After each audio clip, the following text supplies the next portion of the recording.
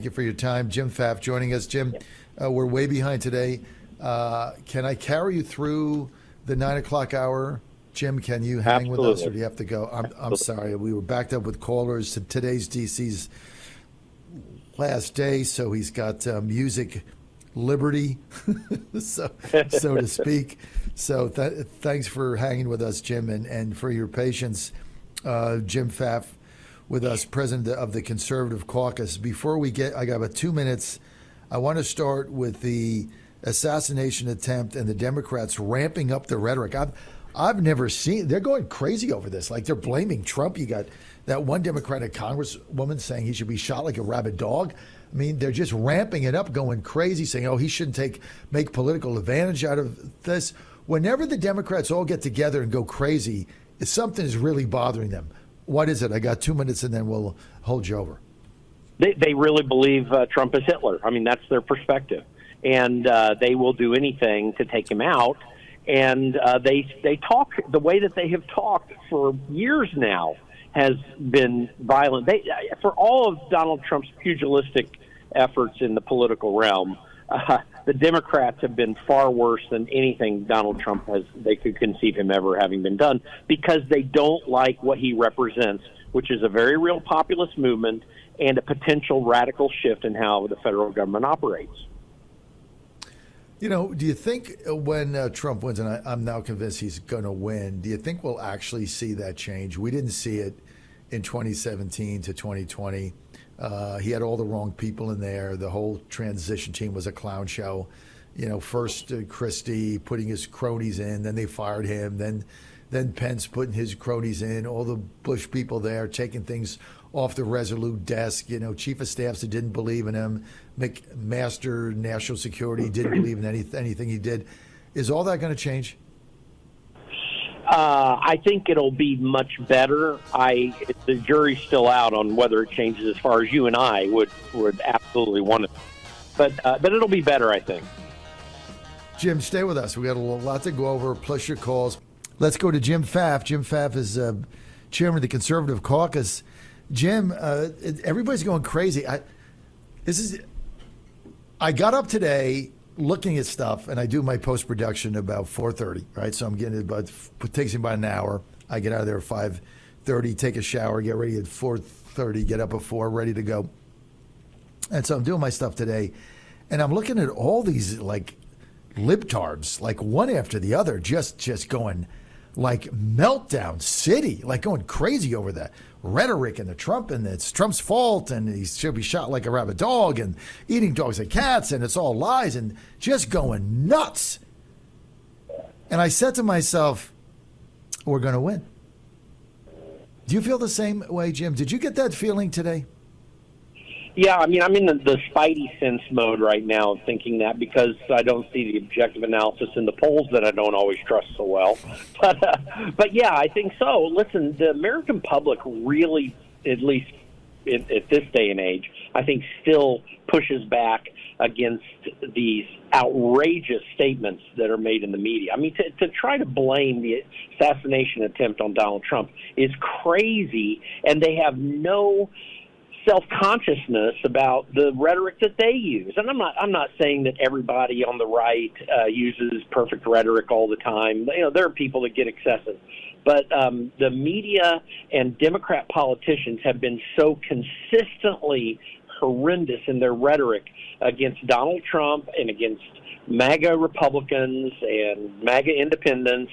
And I think it really turns them off at the end of the day, notwithstanding the fact that I think Kamala Harris is no more likable and maybe even less likable than Hillary Clinton, and you're putting together a scenario where it's going to be quite similar to 2016, in my humble opinion.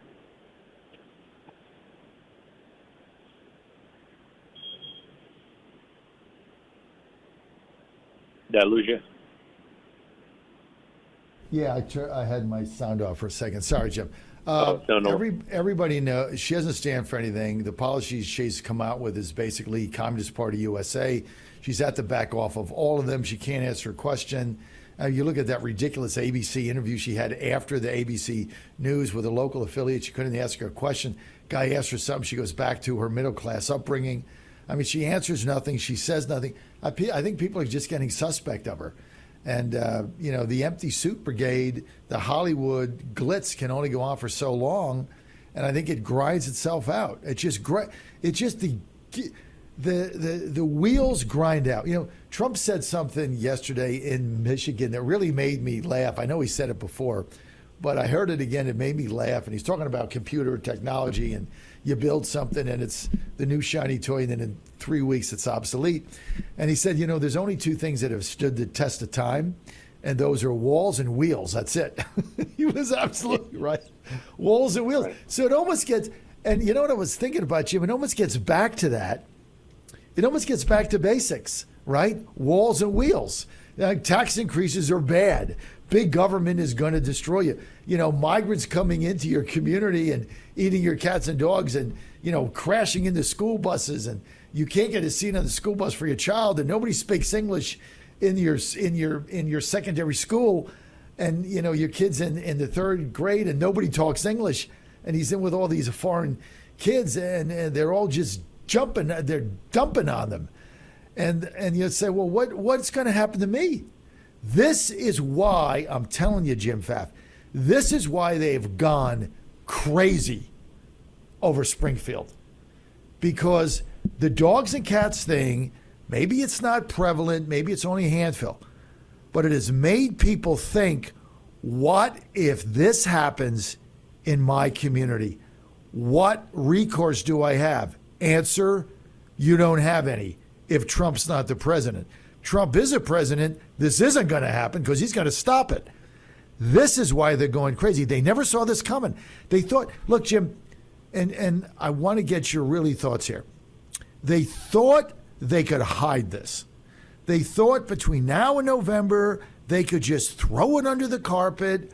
Nobody would say anything. The landlords are getting paid. The politicians are getting money, right? They're all getting donations. They thought, let's just hide it until November. And it blew up in their face, and now they can't hide it. And everybody knows about Springfield because of one thing. If they said, well, they shouldn't have talked about the cats and dogs. They just should have come on and said there's migrants there overrunning the town. That would have done nothing, in one ear and out the other. It's like, migrants, yeah, okay, that's bad. Next, what channel is the football game on? You start talking about eating cats and dogs, you get people's attention. Then they focus and they say, well, what about my town? What happens if they come and take my job? What happens if they come and eat my pet? What happens if they come and eat my ducks on the pond? What happens if they come and crash into my school buses? What happens if they overrun my town? Where the hell am I going to go? What recourse do I have? Jim, tell me I'm wrong. No, I think you're absolutely right. You remember all those stories that we've been hearing in recent years about how Joe Biden is flying illegals to this town and flying illegals to that town, and it's easy to dismiss those stories over time and say, yeah, that's one of those political things, until Springfield comes along, and now you've got meat on the bone, so to speak. 20,000. I mean, many Americans are waking up to the fact that 20,000 people were moved into a relatively small Ohio town. Now, that is incredible. It doesn't matter about the dogs and cats thing. I think it's the 20,000 people thing. People just woke up in recent couple weeks and said, whoa, wait a minute. There are 20,000 Haitians in a town of 60,000 people? Are you kidding me? And that is, it's one of those things. Republicans suck at telling stories. Democrats tend to be good at it. This is one of those times where the story that most Republicans wouldn't tell now is visceral in the minds of Americans. And I think it actually is going to play a big role in how states in the Midwest perform for Trump. Pennsylvania, Michigan, Wisconsin, 3 states that are critical for Donald Trump and could totally take it away from Kamala Harris as well. I think it's going to resonate with people in those areas. And then suddenly this Springfield, Ohio thing happens, and then you've got J.D. Vance of Hillbilly Elegy talking about the migration from Kentucky into these areas, and those are all his people. And it's one of those things where everything lines up so that people understand clearly what the story is. So now the left and the radical left media, they can't argue it away enough, and every time they get viscerally angry about it, it just pisses people off more, and they think that, they don't even believe them. So these are the things that are in the undertow of this election that I think, and obviously you agree too, are the reasons why Donald Trump seems to be carried to victory. My prediction has always been that the floor for him is 312 electoral votes, roughly. I think that's still the case. I agree with you, Jim. I agree. I feel really, really good today. Look, I've been covering this stuff a long time, and I feel really good. I knew we were going to win in 2016 when I was driving around.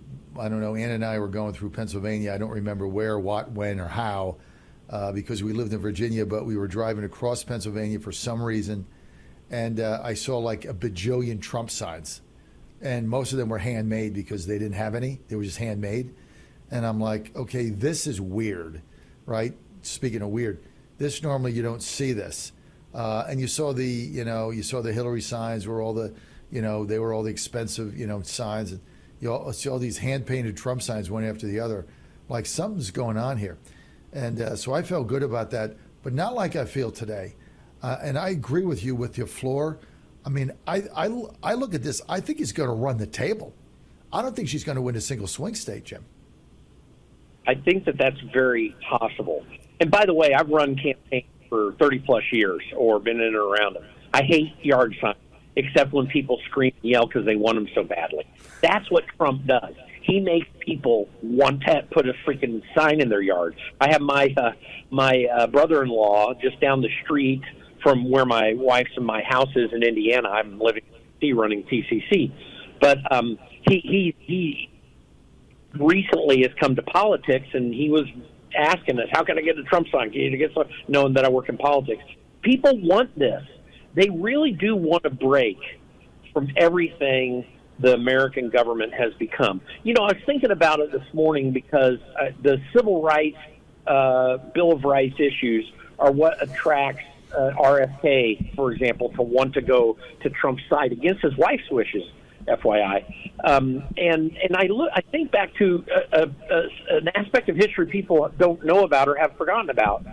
That we used to have petition days in Congress from the opening of the new Congress after the first Congress was elected, and Americans could bring petitions to Capitol Hill, and it would affect legislation. It would make congressmen think twice about what was going on.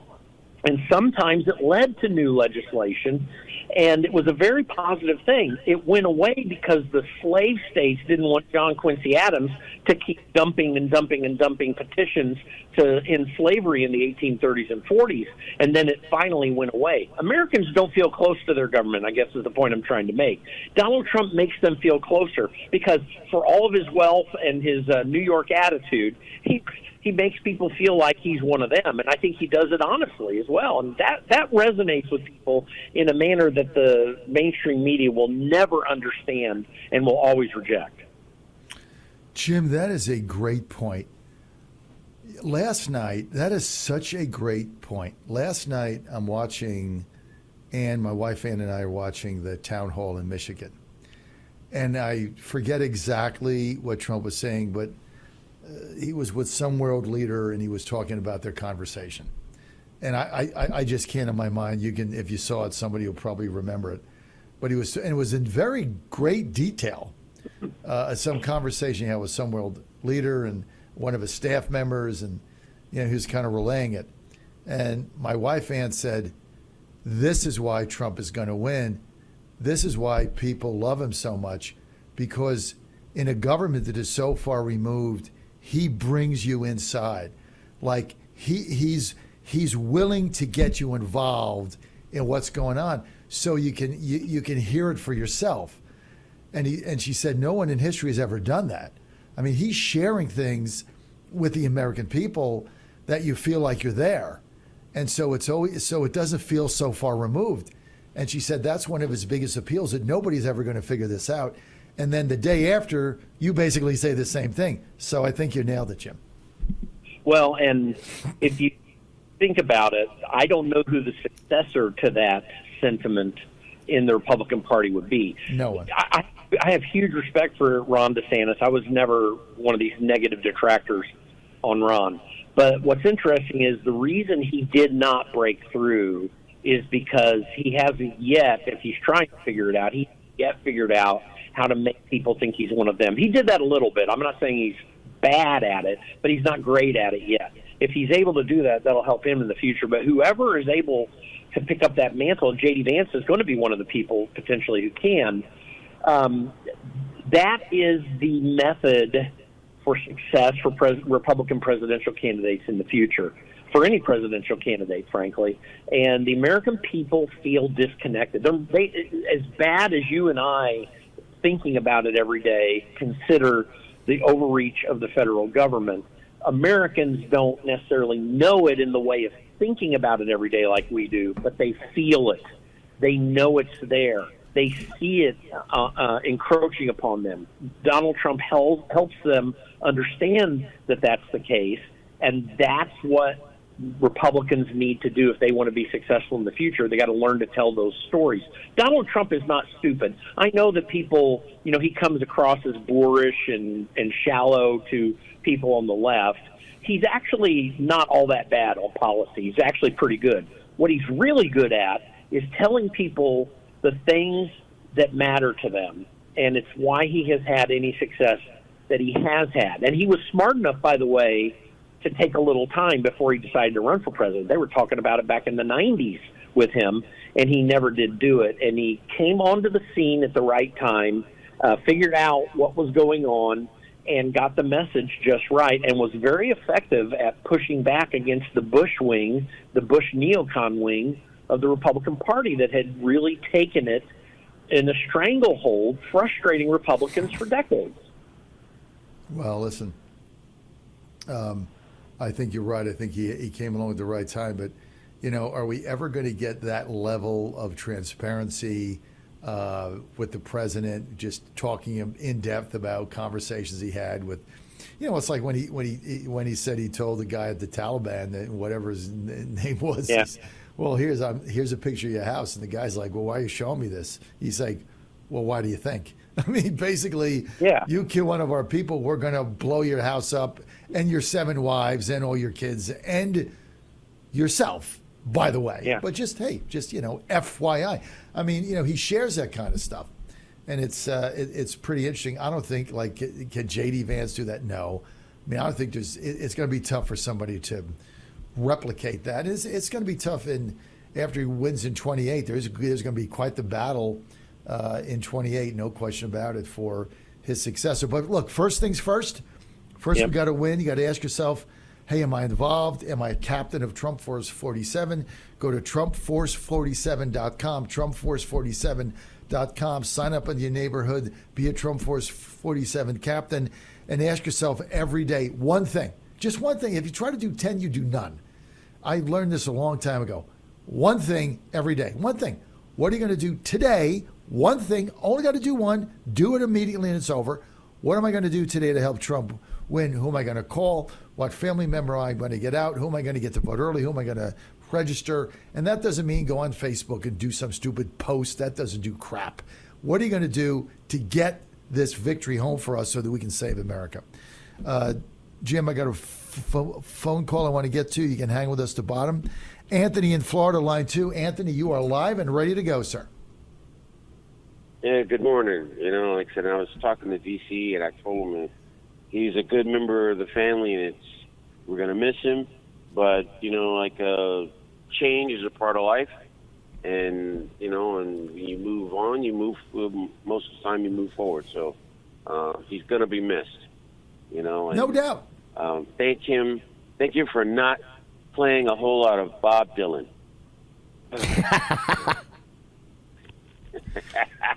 Well, on the last day, there you go. On the last day, I was going to ask him to play a Bob Dylan song, knowing that it would be the last Bob Dylan song he ever heard for the rest of his life because he hates Bob Dylan. But I decided Jimmy Starr in Indianapolis and I, who's a big Dylan fan like me, decided that, that just wouldn't be appropriate on us because I was going to say, hey, play Bob Dylan at 9:35. Sheriff Clark digs it. And but Jimmy and I were saying, well, no, that's just going to put him over the edge and send him on a good note. Maybe you play. Thank you very much. Yeah. Thank you, and the people thank you. But thank you, Anthony, for the kind words. Anthony, thank you for the kind words. I appreciate it. Thank you. You're welcome. And now, real quick, onto the politics.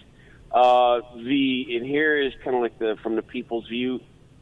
You're right. The Democrats that I know, they're screaming.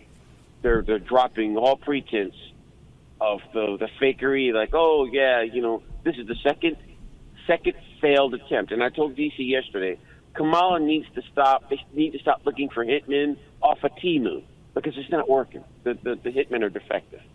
They're not getting their money's worth. And in Florida, the free gun state of Florida, triple stupid. So and Ron DeSantis, I got to give him, he is the governor, and he is doing his job. He's keeping it in house, keeping the feds out because we can't trust them. We can't trust government. I'm glad you brought that up, Anthony. I want to get Jim Pfaff involved here. I'm glad you brought that up. Two reasons. Number one, I think it's a brilliant move, and number two, yes. I love the way DeSantis positioned it. This is why we all loved DeSantis before he decided to run for president. If he hadn't run for president, he would be very tough to beat in 2028. Okay, but now everybody's pissed at him. But this is vintage DeSantis. Hey, here's what he basically said. Here's what he said. They didn't do jack crap in Pennsylvania. And he said this right in his press conference. They didn't do anything in Pennsylvania. We don't even know what's going on. We have no idea. They had no information. So you know what? I'm not going to let this happen in Florida. We're going to do it ourselves. We will do it. I don't care what the federal government does. They didn't do anything in Pennsylvania. We're going to do it right here in Florida. I thought that was a brilliant move. You want to comment on that, Pfaff? No, I think you're absolutely right about that. Listen, what happened with that assassination attempt with this John Rouse guy? It was almost all state crimes. There probably are some federal crimes involved, but it's mostly state crimes. He was arrested by a local sheriff's department. I mean, there's every right for Ron DeSantis to come in there and do it. And yes, we need that kind of transparency because the federal government's not going to give it to us. They are not interested in the American people knowing the failures they have. I've said for years that the classification of documents is probably 90% just to save government officials from embarrassment, not real security needs. They don't want the American people to know because and we use the terms deep state or whatever you want to use, but these people think that they run things. They don't even think the President of the United States runs things. Right. They will hide and hold information as much as they can to save their bucks. Jim Pfaff nailed it. Anthony bringing the heat. Once again, thanking DC. Anthony from Buffalo moves to Florida. Now he's a Panthers fan. Whatever, dude. There you go, Florida. Yeah, whatever. Whatever. You move from Buffalo. I'm still pissed that you abandoned the Sabres for the Panthers. Go Tampa Bay Lightning. Johnny come lately. Go Poor Bucks. Sabres. Go Lightning. Poor Sabres. Well, I'm a Penguins fan. We suck. Too old. We got an old team. How about them Tampa Bay Bucks? How about them Titans? Hey, our quarterback is a complete mental case. So we don't have an NFL quarterback. We got a guy that's got a screw loose playing quarterback in the NFL. This guy really needs like some kind of meds, some kind of like therapy, because this guy's nuttier than my mother's Christmas fruitcake. Guy's nuts. He's got a screw loose. So we don't have a quarterback, so we're sunk. John Fredericks Media Network. Jim Pfaff, want to thank him for being here. Jim, people want to follow you. Where do they go? They go to theconservativecaucus.org. That's theconservativecaucus.org, and we can help them get active on their local community, too. Very good. Now, if you want my daily picks, go to GodzillaWins.com, GodzillaWins.com. I've been hot. Had the Falcons Monday night. Had 4 baseball winners in a row on Sunday. I did take it in the chin yesterday with Cleveland. I went down the tubes. I'm not going to win 100%, but I'll be back on the winning track tonight as I blow away my millennial brethren.